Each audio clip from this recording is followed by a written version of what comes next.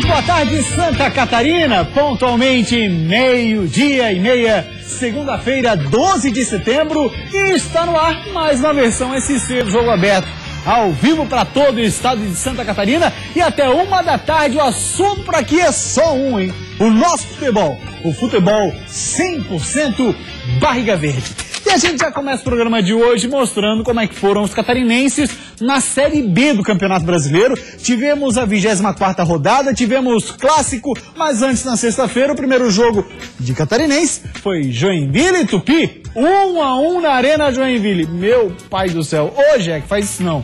Aí o Avaí no sábado, inspiradíssimo, patrolou o Criciúma 3-0 para cima do Tigre, que está ladeira abaixo. O Leão, no contrário, está na parte de ascender na competição. Vamos dar uma olhadinha na classificação agora. O Avaí subiu 3 posições, o Criciúma caiu 3, o Jack está na mesma. Antes o G4 com o Vasco na liderança, que ganhou do Oeste. Temos aí o Atlético Goianiense, o Brasil de Pelotas, que apesar do empate segue bem, segue dentro do G4, e o CRB, quarto colocado, com 38 pontos. Viramos a página, temos aí o melhor catarinense agora é o Avaí, 33 pontos. O Criciúma, alô Tigre, hein? Abre o olho, 12ª posição, 31.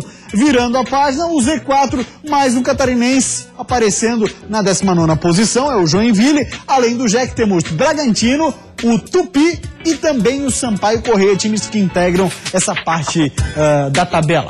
Pois bem, e para participar do programa hoje, está ele aqui, o polivalente Cláudio Onier Miranda. Sem demais delongas, 1 minuto na tela, reloginho valendo. Vai, Cláudio, fala pra gente o que foi essa Série B. No sábado foi um sábado fantástico. O Criciúma começou jogando muito, principalmente pela esquerda com o Alex Maranhão. E aí apareceu um cara chamado Renan, de novo pelo time do Avaí, fazendo belíssimas defesas, não deixando o Criciúma chegar. E o Avaí tem um cara chamado Marquinhos Santos, na bola parada excepcional. Primeiro lance de falta, a bola foi colocada, desvio na zaga, Lucas Coelho. No segundo lance de falta, só que invertendo o lado, novamente Marquinhos Santos na cabeça do Lucas Coelho. O Criciúma tentou, brigou muito. O Criciúma jogou um bom futebol. Tivemos um jogo muito bom na ressacada, mas um jogo também que é bom dizer o seguinte, além desse 3-0 feito, uma penalidade existente, penalidade muito clara, o Avaí no segundo tempo perdeu um caminhão de gol. Perdeu com o Lucas Coelho, grande possibilidade, perdeu com o Rômulo, poderia ter sido uma goleada. E o placar qual seria? Olha aqui, ó, se o placar fosse 6-3, 7-3 para o time do Avaí seria muito bom, porque o Criciúma apresentou um bom futebol. Já o Joinville, mais do mesmo. O Joinville tentou, lutou, buscou, o goleiro Rafael pegou muito pela equipe do Tupi, mas acabou o Tupi fazendo o primeiro gol. Na Bacia das Almas, o Joinville conseguiu o seu empate e o Rafael continuou pegando. 1-1, Joinville, Série C do Brasileiro. Difícil. É mesmo, né, que eu também estava dando uma olhada ali, até pela sequência de jogos, o Jack precisa fazer campanha de acesso. Precisa fazer milagre dentro da competição, o que é muito difícil. Uma pena, hein? Joinville muito perto da Série C do Campeonato Brasileiro de 2017. Agora vamos falar de Série A do Brasileirão. Calma, depois, matéria por matéria, você vai acompanhar como é que foi Avaí e Criciúma, como é que foi o jogo do Joinville, a torcida deixou o estádio na bronca. Esse começo do programa é só para fazer um resumo, um aperitivo para você servido nesse meio-dia do nosso futebol. Olha lá, 24ª rodada da Série A do Brasileirão, o Figueirense segue a escrita polivalente, não vence o São Paulo no Morumbi. São Paulo jogou muito, jogou demais o São Paulo, principalmente no primeiro tempo. E a Chapecoense, de boa, né? Fazendo dever dela, 1-0 pra cima do Coxa, ambos os times. Tanto o Figueirense como a Chapecoense mantém a posição. O G4 tá bonito de ver da Série A do Brasileirão, briga de foice entre Palmeiras e Flamengo. Temos ainda o Atlético Mineiro que joga hoje contra a equipe do Fluminense, que pode se aproximar também do G4. Fecha o G4 com o Corinthians, derrotado ontem pelo Santos. Virando a página, nós temos a Chapecoense na 11ª posição, com 34 pontos. Aí vamos pro Z4, lá aparece o Figueira, 17º, 27 pontos. O primeiro fora da zona é o Inter também com 27, né, Claudinho? Sim. A mesma pontuação do Figueirense. 18º é o Vitória, 19ª posição Santa Cruz, 20ª posição América Mineiro. Importante dizer, polivalente, Santa Cruz e América, os próximos 2 adversários do Furacão do Estreito, ambos no Scarpelli, hein? Não esquece, tem o Flamengo aí também. Não, tem. Isso aí não precisava lembrar já. Tem o Flamengo no meio. Só não precisava lembrar já. Eu queria dizer os jogos em casa, né? Pra dar um ano torcedor, porque o Flamengo tá voando de fato. Então vamos lá, polivalente. Relógio na tela pra você. 1 minuto, conta pra gente o que foi a rodada dos catarinenses na Série A do Brasileirão. A Série A do Brasileiro começou por São Paulo. O Figueirense jogou pela manhã, assim como a Chapecoense. E esse lance aí, ó. Esse lance poderia ter mudado a história do jogo. Acabou não mudando. São Paulo jogou muito, forçou o time do Figueirense a jogar no seu próprio campo. Um pênalti pra mim que não existiu. Esse pênalti que São Paulo fez de 2-0. E aí, o Figueirense até lutou, mas quando tentou, sempre chegava o deles. Isso aí é um contra-ataque, por incrível que possa parecer. E no contra-ataque, o São Paulo chegou ao 3-0. O primeiro tempo já poderia ter sido assim, pelo volume do jogo de São Paulo. Carlos Alberto, num pênalti, acabou fazendo o único gol. Agora, Chapecoense e Coritiba é um caso à parte. Tem um cara chamado Danilo no gol da Chapecoense. Esse cara foi um monstro no jogo. Pegou demais. E se foi 1-0 para a Chapecoense, pode agradecer o Danilo. Essa sequência aí foi a melhor sequência que a Chapecoense teve. Com grandes defesas. Também do goleiro do Coxa, chegou muito bem o Wilson, em todos os momentos, mas o Danilo pegou demais nessa partida. E quem o brasileiro? Mereceu a Chapecoense? Mereceu, porque o que vale é a bola na rede. Agora, o Danilo foi o melhor em campo. Olha só, a gente vai para uma rápida parada, depois do intervalo, nos mínimos detalhes, você vai acompanhar como é que foram esses jogos dos catarinenses na Série A e na Série B do Brasileirão. Ainda hoje, vamos falar também, tá pegando fogo a segunda divisão do Campeonato Catarinense. Muita coisa bacana pra gente falar por aqui e muito mais legal será se você participar conosco. Via WhatsApp 4891358063. Mande já a sua pergunta. A gente vai tentar intercalar ali. Uma matéria, uma pergunta, uma matéria, uma pergunta. Então interaja conosco, torcida de Jeque, Avaí, da Chapecoense, do Figueirense e do Criciúma. Rápida parada e a gente volta já já. Cabeça no lugar e jogo a jogo nós iremos sair dessa situação. Não se empolgar, né, e não achar que somos os melhores do mundo, que já está tudo certo. Não, tem que evoluir. O gol aconteceu naquilo que nós trabalhamos. Jogando fora de casa, o Figueira poderia ter saído na frente nesse lance, mas o Denis defendeu o cabeceio do Heller.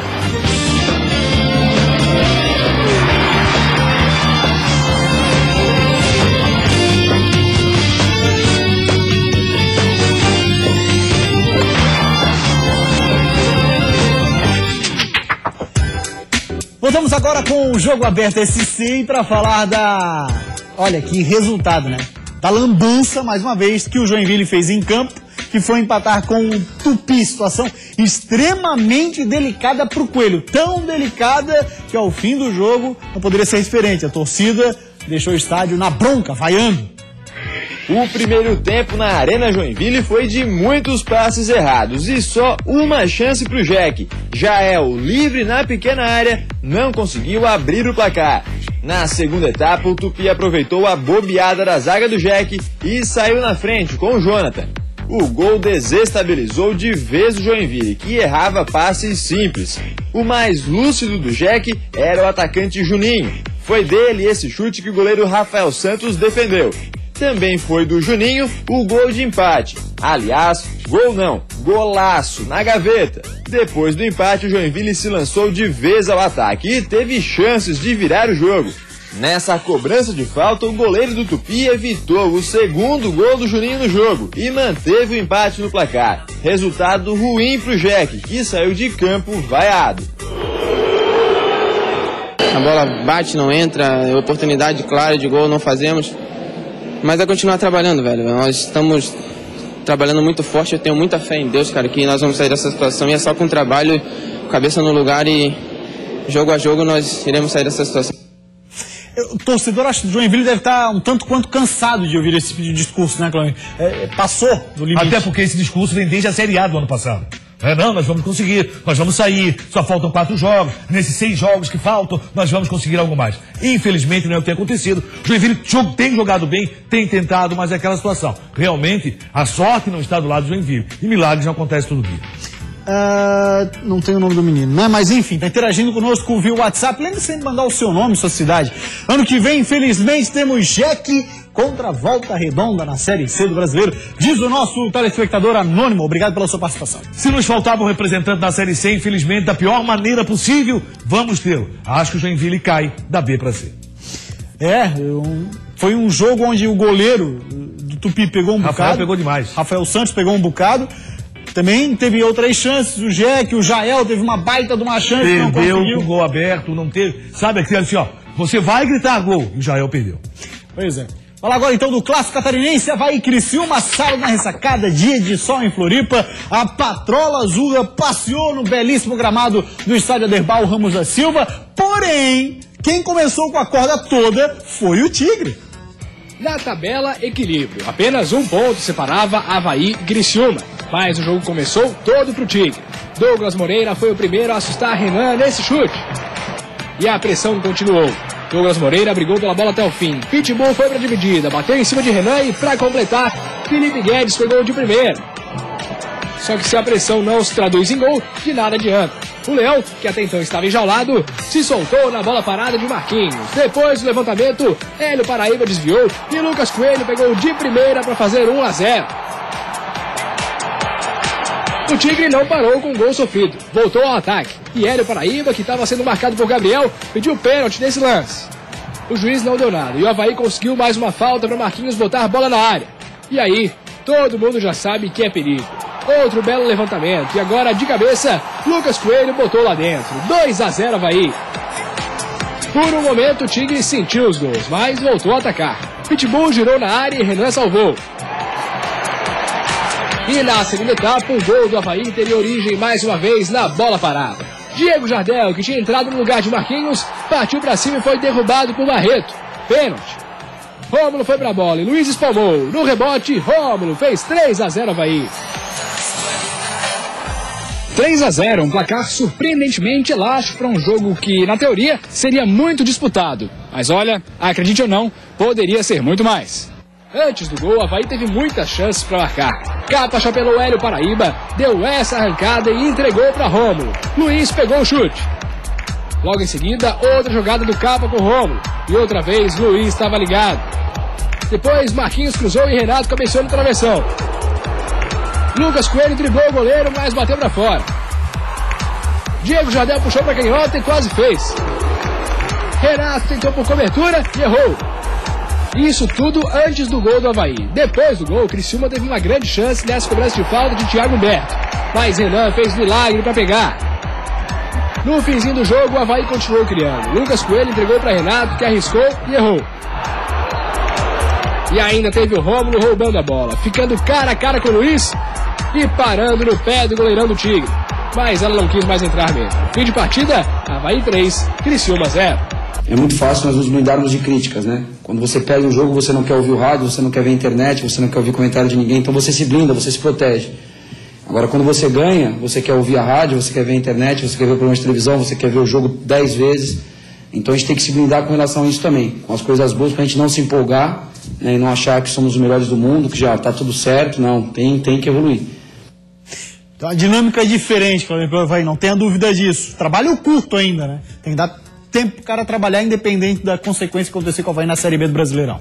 Vamos dar passeio no nosso WhatsApp, 4891358063. Boa tarde, sou Gustavo Scherer de São José. Um abraço para você, Xará. Uma pergunta para você, Claudionir.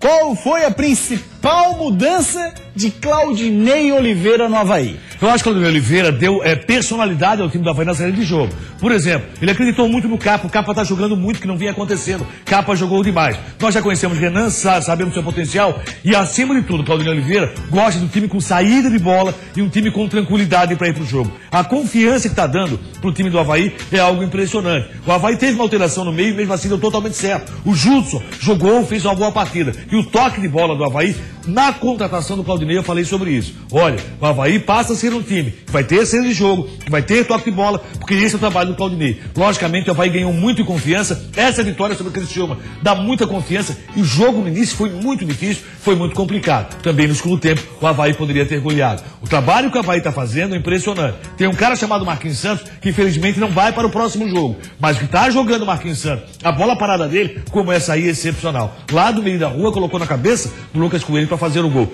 E eu acho que a principal alteração que ele pode ter feito é justamente essa. Tirou o William, que era um a menos no time do Avaí, colocando o Lucas Coelho. Me chama muita atenção esse segundo gol do Avaí na assistência do Marquinhos Santos. O cara coloca com a mão, como você disse, no meio da rua, o cara bota a bola uma perfeição impressionante. Aí vou acrescentar uma pergunta aí pra ti, tá? Se, eu sei que tu não gosta de responder a base do se o Marquinhos estivesse desde o início da Série B. Acho que seria totalmente diferente a história do Avaí. Ele tem comprovado isso jogo a jogo. Desde que o Avaí também já tivesse desde o início Claudinei Oliveira. Eu acho que o Silas errou demais. Tem razão. Certo? O Silas errou demais, porque nas escalações do time do Avaí, ele insistiu, por exemplo, com o Willian, que não tinha mais condições. Alguns jogadores pro técnico Silas já não estavam rendendo o que ele esperava. O que se vê hoje. Você vê Diego Jardel entrando de uma forma impressionante nos últimos 2 jogos. Certo? E mesmo no banco, quando entrou, fez a diferença. E o Diego tem que ser para substituir o Marquinhos. Os dois juntos não dá legal. Então é essa a situação. Eu acho que o Claudinei Oliveira tá arrumando, tá ajeitando a casa. Se tivesse Marquinhos Santos desde o início com o Claudinei Oliveira, talvez o Avaí estivesse projetando algo muito melhor. Agora, o Avaí no jogo a jogo pode fazer o seu papel. O próximo é com o CRB. O que nós vimos no segundo tempo contra o Criciúma foi muito bom. O primeiro tempo, de um Avaí que suportou, soube administrar a pressão que o Criciúma fez. E depois foi pro jogo. E o Criciúma é uma situação de monte ainda. Eu achei que o Cavalo iria sair mesmo, não sendo o principal responsável. Não é, de jeito nenhum. Porque tomar 3-0 num clássico é muito pesado. Acho que a diretoria do Criciúma agiu correto. Agora o Criciúma tem que tomar cuidado, viu? Porque jogou muito bem no início do jogo. E depois se perdeu totalmente. Legal, então agora vamos falar de Série A do Campeonato Brasileiro. A Chapecoense fez o dever de casa, mais 3 pontinhos na tabela. Essa Chape tá bem demais, tá super de boas no campeonato. A Chapecoense tinha vantagem de jogar em casa, mas os visitantes não se intimidaram. Danilo fez uma boa defesa. A Chapecoense também perdeu uma boa oportunidade. Felipe Machado tentou de cabeça, mas a bola saiu pela linha de fundo. Inacreditável! A Chapecoense teve 4 oportunidades no mesmo lance. Arthur Maia chutou no poste, na sobra, Gil bateu para a defesa de Wilson. A bola sobrou para Bruno Rangel, que chutou em cima da zaga. E o rebote foi para Kleber Santana, que bateu no canto de Wilson, que mandou para o escanteio. No segundo tempo, novamente o Coxa assustou nas finalizações, até que Kempis de cabeça anotou o único gol da partida. O Coritiba até teve outras boas chances, mas a partida terminou em Chapecoense 1, Coritiba 0. De certa forma, houve um equilíbrio e a gente sabia que poderia se definir no segundo tempo. Eu guardei uma situação para o segundo tempo, que era o Lucas, né, em cima do Juan. Não foi tão decisivo assim, mas taticamente foi importante. O gol aconteceu naquilo que nós trabalhamos. Vamos dar uma passadinha no nosso WhatsApp, porque a rapaziada tava falando lá de Chapecó, sobre a Chape. Boa tarde, Polivalente, sou o Aldo de Chapecó, dá boa tarde pro moço. Alô, Aldo, alô, Chapecó, um grande abraço, parabéns pela campanha. A minha Chape pensou em 4 pontos desses 2 jogos e foi buscar. O menino Kempis, o menino Kempis tá deitando e rolando na Chape. O que tu vê pro jogo contra o Fluminense, que joga hoje no reencontro com o Fred? É Flu e Atlético Mineiro. Pelo menos no futebol, o Kempis realmente é o menino. E dá pra encarar no Fluminense sim. A Chapecoense tem praticado um bom futebol. Embora, nesse jogo, o equilíbrio tenha sido o fato marcante. Danilo pegou demais, foi o principal jogador da Chapecoense. E lá no estádio do Morumbi, o Cícero Pompeu de Toledo segue a escrita e o Figueira não consegue vencer no estádio do São Paulo. Jogando fora de casa, o Figueira poderia, mas o Denis defendeu o cabeceio do Heller. Como não fez, o Figueirense acabou tomando. Chaves, livre, abriu o placar ainda no primeiro tempo. Já na segunda etapa, o árbitro marcou mão na bola nesse lance. Pênalti que Cueva cobrou, o Gatito defendeu, mas no rebote o São Paulino não perdoou. O Figueira esboçou uma reação depois do segundo gol, mas Denis salvou o São Paulo nesse chute do Ayrton. Com o Figueira em cima, o São Paulo aproveitou um contra-ataque e fez o terceiro gol com o Kelvin. Já nos minutos finais, o árbitro marcou o pênalti para o Figueira, também por mão na bola. Carlos Alberto bateu e diminuiu o placar. São Paulo 3, Figueirense 1.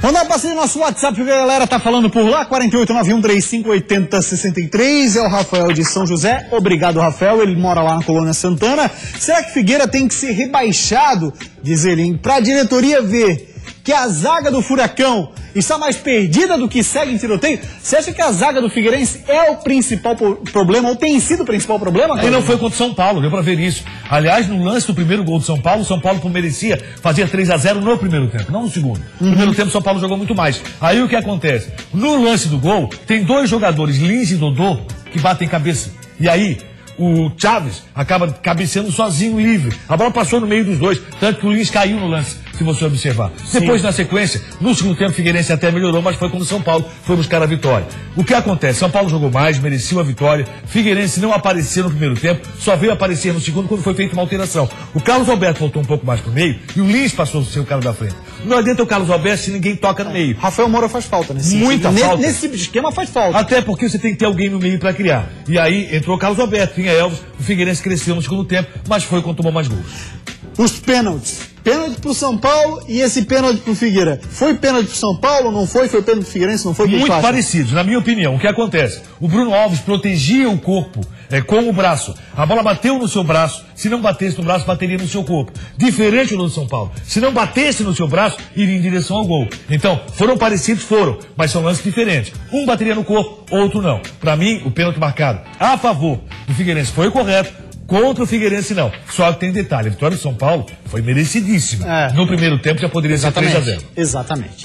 A gente vai para uma rápida parada, porque depois do intervalo, o nosso destaque por aqui continua sendo, claro, o futebol de Santa Catarina e o futebol Barriga Verde vai falar de segundona do estadual. Terminou o turno. Você quer saber quem tá na ponta? Olha lá. No jogo do líder contra o vice-líder, o Almirante Barroso é que saiu na frente.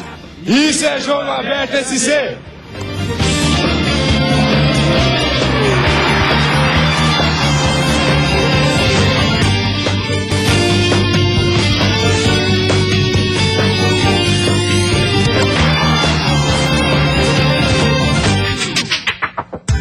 Voltamos com o Jogo Aberto SC, falar agora da segundona do estadual, terminou o turno, a nona rodada, com esses resultados aqui, ó. Concorde e Marcílio Dias ficaram no 0-0, deu uma parada nas vitórias do Marcílio, mas melhorou significativamente. Almirante Barroso e Atlético Tubarão também empataram, aí foi jogo de líder e vice-líder. Aí no domingo, um pouquinho mais tarde, a partir de 3 horas, o Ercílio Luz venceu o Jaraguá de 2-0, o Porto perdeu para o Operário de Mafra pelo placar de 2-1, e a Juve do Norte, alô Miguel Debate, Juve do Norte 3-1 para cima do Bar. E a gente começa olhando como é que foi esse jogo entre o Almirante Barroso e o Atlético Tubarão, jogo com a arbitragem dele, Éder Roberto Lopes, rapaz. Afinal de contas, aqui nós tínhamos líder de um lado, o Almirante Barroso, e o vice-líder, o Atlético Tubarão, do outro. No jogo do líder contra o vice-líder, o Almirante Barroso é que saiu na frente. Douglão, quase no bico da grande área, soltou a pancada e correu para abraço. Já no segundo tempo, o Brazão sofreu essa falta na entrada da área. Alex Nemetz foi para a cobrança e fez um golaço, decretando o placar final do jogo. Um pro Almirante Barroso, um pro Atlético Tubarão. Jogando em casa, o Ercílio Luz pressionou o Jaraguá durante toda a partida, mas só abriu o placar no segundo tempo. Beleu, no primeiro minuto, estufou a rede. Aos 15, mais uma vez Beleu, dessa vez aproveitando o lançamento do goleiro, fez o segundo dele e fechou o placar. Ercílio 2, Jaraguá 0. Jogando fora de casa, o Barra saiu na frente com esse gol do Luiz Renan. A reação da Juventus começou logo depois, com esse gol contra do zagueiro Salazar. Na segunda etapa, a Juve do Norte virou a partida com esse golaço de falta do Max. Já nos minutos finais, em um contra-ataque, Sabiá fez o terceiro do moleque travesso e fechou o placar. Juventus 3, Barra 1. Sabiá voando em campo, hein, Polivalente? Rapaz, que golaço. Tu vê que ele teve a chance, inclusive, de bater pro gol, preferiu fazer mais um drible. Que rodada da segunda divisão, meu amigo. Campeonato totalmente embolado, campeonato não definido. Barroso continua mantendo ali os 4 pontos diferentes do Tubarão, mas dali pra baixo a briga tá muito grande. Olha o Sabiá, ele passou pelo goleiro, ele olhou, aí viu que o zagueiro estava bem colocado, deu mais um toque no zagueiro, o zagueiro passou direto, e aí fez um golaço. Valeu, Sabiá. Que rodada da segundona, maravilhosa, o campeonato tá muito bom, e a primeira rodada do retorno, vamos falar na semana sobre isso, olha, tem confrontos excepcionais, meu amigo, campeonato pegando fogo. Vamos dar uma olhada na classificação, como é que tá fechado o turno. Olha só, classificação está assim. Almirante Barroso com 21 pontos. Segunda posição do Tubarão. O Operário Mafra tem 16. Balaio de gato, hein, Claudinho? Eu falei sobre isso. Juventus e Concórdia. Virando a página, nós temos o Barra, Marcílio e Ercílio, tudo com 13. Aí Jaraguá e Porto já era. São os únicos que não estão brigando. Daqui, ó, do Ercílio pra cima, tá todo mundo brigando. É importante a gente lembrar, saem os dois times que vão subir a primeira divisão no final do retorno, né? É o somatório de tudo em retorno. Valeu, Polivalente, grande abraço. Jogo Aberto esse de hoje fica por aqui. A gente volta amanhã ao 12:30. Tchau, uma ótima tarde pra você.